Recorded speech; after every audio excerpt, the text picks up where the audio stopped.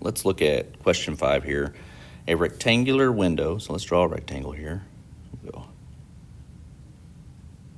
we go.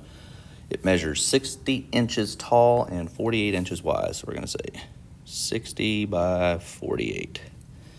Which measurement is closest to the length of the diagonal?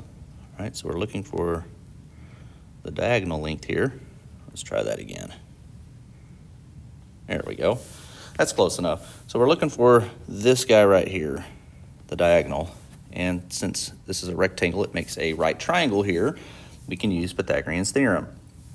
When you're using Pythagorean's theorem, it is a squared plus b squared equals c, which is the hypotenuse squared. The hypotenuse is always located across from the 90-degree angle. So this is going to be c. And it doesn't matter who a and b are. A and b, those two don't matter.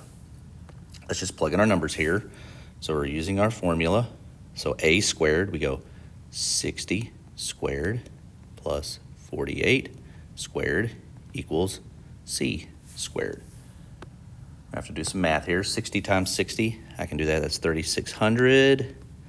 48 times itself. We're going to have to do some math with the calculator here. So let's go new calculator. 48 squared, 2304. All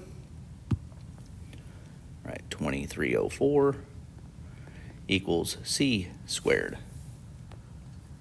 We need to add these up right here. Now, if you can't add that up, use your calculator, right? Just go back over here and say, take your answer plus 3,600, 5904. So we have 5904 equals c squared. We need to get c by itself, which means we need to get rid of that little bitty 2. The opposite of squaring is to take the square root. Take the square root. So what is the square root of 5904? What is the square root of 5904?